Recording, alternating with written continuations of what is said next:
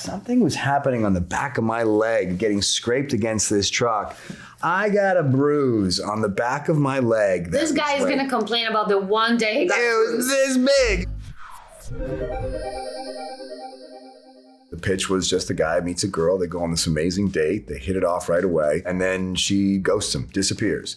He flies over to kind of pursue the romance that he felt, only to find out she's a spy, and it just felt like a movie that I grew up on, like something that, like, you know, from the 90s, where it was just a fun concept, you know, a little bit of a role reversal in terms of, you know, gender norms and things like that. But it just felt like a fun thing that was very rewatchable. Movies that I just don't see enough of right now. And I just thought it would be a fun ride. Most action characters I've played are the ones saving the day, and Cole is the one who needs saving.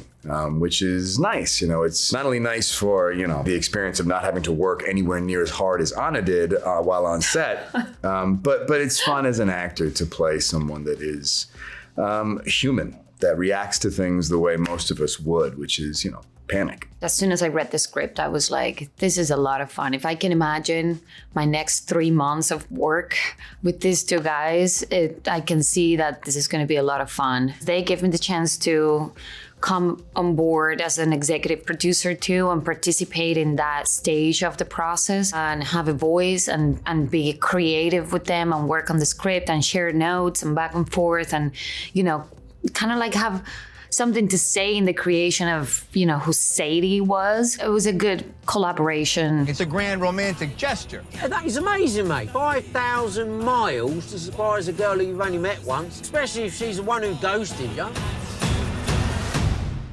No, she didn't ghost me. She just doesn't have an international calling plan. Oh, right.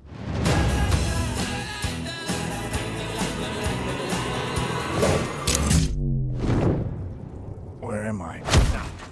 Oh, God, you have the wrong guy? I'm a farmer. Wait. Whoa.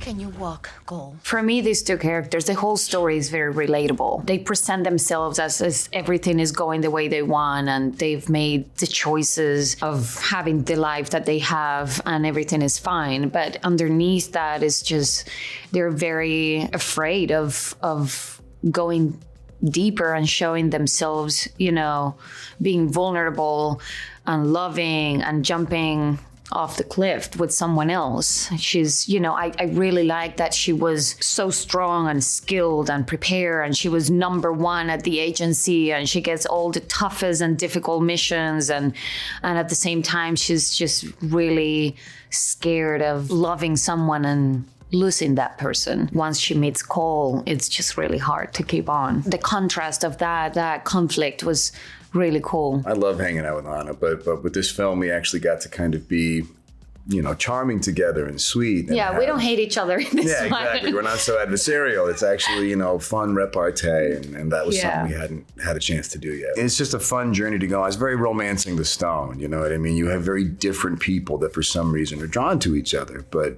put in these heightened circumstance where you strip away comfortable conditions, it brings out very truthful and honest reactions to you know, someone that you not that long ago had a very wonderful, romantic, intimate connection, and all of a sudden you have to level jump, you know, into this extreme, you know, situation. Yeah, I mean, they don't have the time to actually get to know each other slowly. Yeah. They're just like, everything is really rushed, and they just start finding out everything, like for real, what's going on with each other. And of course they're gonna fight, and of course they're gonna argue. It's like everything is like every other relationship, just very rushed and in very extreme life or death situation, which is what makes it more endearing and funny. I like the moments in between the battles. You know, the battles are funny because, you know, Sadie's in her element, Cole is terrified, but those calm moments where Cole feels lied to, he wants to be upset. If this were a normal circumstance, you'd have the space to kind of have a discussion about why you felt betrayed and you hurt the trust, but you know, you're dodging bullets. And so, you know, anytime the action calms a bit, underneath it all, there's a real human story. Who are you? CIA. So confused. They kept asking me about the tax man. They asked you about the taxman? They think I am a tax man. You're the taxman. Oh my God. Oh my God. To be in a movie that does have such amazing action, but I don't have to do any of it, was fantastic. My experience in Bond was very short, not just in Come on, you stole. Yeah. I don't stole. mean only in the movie, like screen time, but also preparing for it. I didn't have time. Compared to this one, I was training for months. I had to carry on, for the most part, all the big stunts, which was, again, very exciting and give me the chance to like get better at it. I feel like there is this sense of only men can carry an action-packed movie, and this is clearly an example of that not being the case. I wanted to look like legit. I wanted to do it right. I was not going to settle for a so-so whatever take. I would go back to the monitor and try to be as perfectionist as I always am and do it again and again and again to improve and do it better. So that was very exhausting but very rewarding. I felt like the characters were worth the pain that you have to go through. She did this sequence where she, beats up 3 guys and flips some guy over her head, and I just was like, whoa, all right, she's been doing her training. You know what's difficult for me? To hold up a gun. It is hard. Every time I see a scene in the movie I mean, if where it's a someone hand, has to do it the whole scene, it's incredibly heavy. If it's a pistol, like a small gun, it's fine.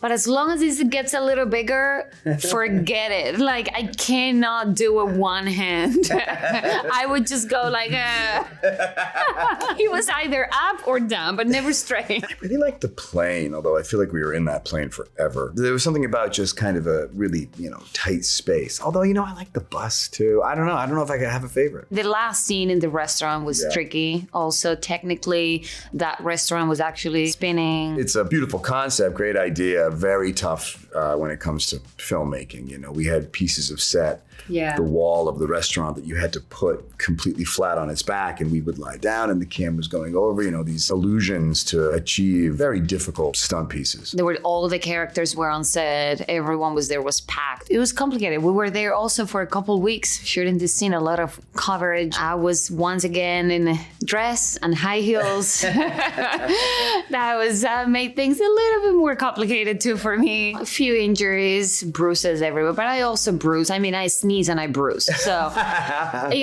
it's also like very challenging for me. There was nothing to hide. So I couldn't put any pads. Pretty sure some of the money for CGI went to covering my bruises. You got me kidnapped and tortured all after one day. I swallowed a rock. You're the one who flew to London. It was a romantic gesture. Some of my favorite rom-coms are... I like... What do I like? I like Notting Hill. I like Notting Hill too. I'm going to just say this. I like Love Actually. When Harry Met Sally. I was just going to say When Harry Met Sally is a classic. We watched it in the plane the other day and I was laughing. Sleeps in Seattle. But is that like a rom-com? That's like almost an elevator. I mean, it's such a good movie. Sleeps in Seattle is great. Oh, I know I'm missing a good one. And then tonight I'm going to be like, I like Grosse Pointe Blank. That's a rom-com, kind of. Again, it's like this, it's almost like an elevated rom-com because the writing and acting is so good. Serendipity? I haven't seen Serendipity. Is that good? Really? What? I guess I'm watching Serendipity tonight. Who hasn't seen Serendipity? Is that Kate Beckinsale? Yeah. And John Cusack? Yeah. I guess I know it. I don't know why I haven't seen it. I love Han Solo and Princess Leia. They have such a good dynamic. That was always kind of the model for this movie. This kind of, you're barking at each other, but it's because you really like each other. Maybe Richard Gere and Julia Roberts. That's a good one. I was going to say Julia and George Clooney too. Sure, and Julia and Hugh Grant. Julia's done really well for her. She's really good for her. Oh, Adam Sandler and Drew Barrymore. That's a good little duo, isn't it? 50 First Dates. It's a classic. Yeah. It's funny when you look at your career from 10,000 feet up and you see, man, I've done a lot of comic book movies or a lot of action movies lately or whatever it is.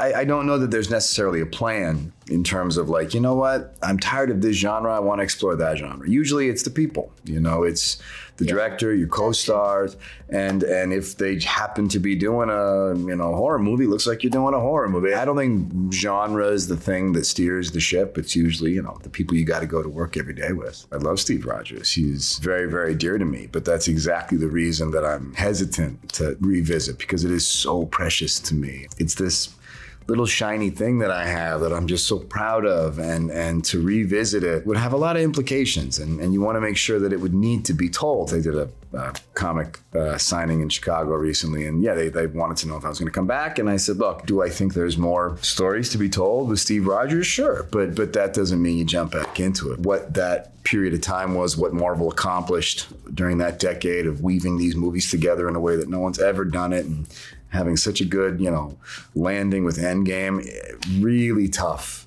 to want to mess with that. I love the character. I would obviously love to keep playing him forever, but it just doesn't really make sense to me right now. Didn't it ever occur to you that he could be a foreign asset trying to compromise your mission?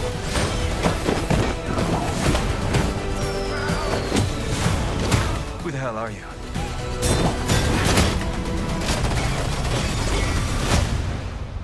I'm the boyfriend. We just make a very cute pair. And we're really, I think it's a very sweet, very charming story. And these two characters are very lovable and easy to connect with.